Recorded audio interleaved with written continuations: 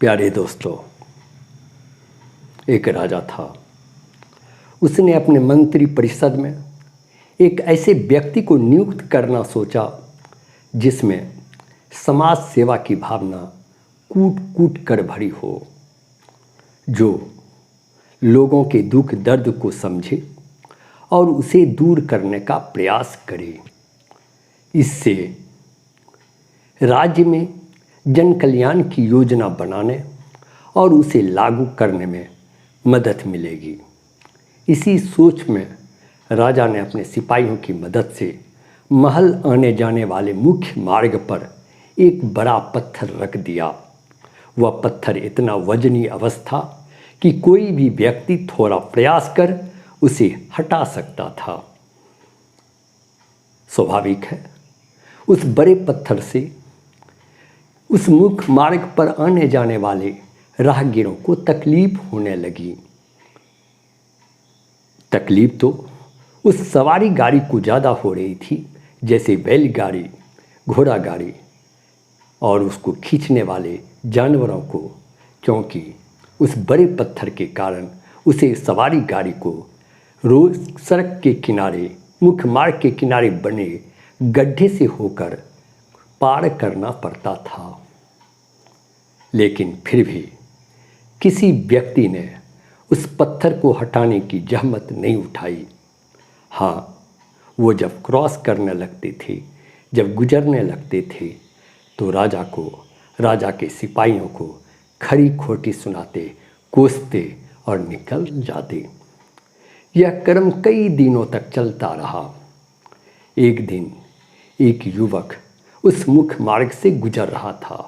उसने मुख्य मार्ग पर पड़े उस बड़े पत्थर को देखा। उसे देखते ही उसने सोचा, इस पत्थर से राहगीरों को कितनी तकलीफ होती होगी, और तकलीफ तो सवारी गाड़ी और सवारी गाड़ी को खींचने वाले उस जानवरों को होती होगी, जो मजबूरन बस गड्ढे से होकर अपने गाड़ी को पार करना होता होगा। इसी सोच में उसने उस बड़े पत्थर को अथक प्रयास के बाद मुख्य मार्ग से बगल गड्ढे में गिरा दिया।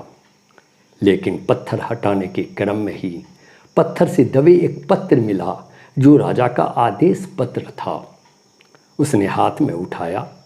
उसमें लिखा था कि जो भी व्यक्ति इस पत्थर को हटाएगा, उसे इस आदेश पत्र के साथ दूसरे दिन राज दरबार में उपस्थित होना है। पहले तो आदेश पत्र को देखकर वह युवक डर गया। उसे लगा कि पता नहीं राजा या राजा के सिपाहियों ने किस उद्देश्य से इस बड़े पत्थर को मुख्य मार्ग पर रखा है। कहीं मैंने कोई गलती तो नहीं कर दी। लेकिन राजा का आदेश पत्र था, उसे उपस्थित होना था, इसलिए दूसरे दिन वह आदेश पत्र को लेकर राज दरबार में उपस्थित हो गया। जैसे ही राजा राज दरबार में आए, वह युवक हाथ जोड़ खड़ा हो गया। कहा, हे राजन, मुझसे गलती हो गई। मैं नहीं जानता था कि आप मुख्य मार्ग पर ये बड़ा पत्थर किस अच्छे उद्देश्य से रखे हों। लेकिन आपके रखने का उद्देश्य जो भी हो, मेरे हटाने का उद्देश्य भी काफ़ी नेक थी।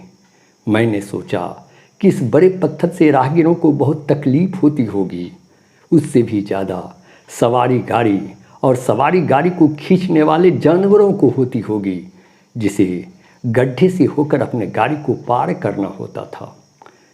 इसी सोच में मैंने उस बड़े पत्थर को मुख्य मार्ग से हटाया है। अगर मेरी गलती है तो मुझे माफ़ किया जाए। पहले तो राजा ध्यान से उसकी बातों को सुनते रहे, फिर मुस्कुराते हुए कहे, अरे युवक, तूने कोई गलती नहीं की है। तुम्हारे ही जैसे युवक की मुझे खोज थी, जिसके हृदय में दूसरे के दुख दर्द को समझने की चाहत हो, भावनाएं हो। मैं तुझे अपने राज दरबार में मंत्री परिषद में एक ऊंचे पद पर पदासीन करता हूँ। प्यारे दोस्तों, हो सकता है इस तरह की कहानी आप पहले भी सुने हो। मैं इस कहानी की सत्यता पर भी नहीं जाता, लेकिन इस कहानी के माध्यम से मैं आपको अवश्य कहना चाहता हूँ कि किसी भी अच्छे कार्य को करने और उसके रास्ते में विघ्न बाधाएं रहती है। जिस प्रकार की उस मुख्य मार्ग पर उस युवक के लिए वह बड़ा पत्थर था, और उस अच्छे कार्य को करने के लिए आपको उसी प्रकार विघ्न बाधाओं को हटाना होगा, उससे जीतना होगा, जिस प्रकार उस युवक ने उस बड़े पत्थर को मुख्य मार्ग से अलग हटा दिया। जिस प्रकार वह युवक राजा से पुरस्कृत हुआ, आप जब उस वीर बाधाओं को जीत कर कोई अच्छे कार्य करेंगे तो आप इस सृष्टि के स्रष्टा से पुरस्कृत होंगे और अपने जीवन को सफल करेंगे, जिसकी सपना सारे व्यक्तियों को होता है। धन्यवाद।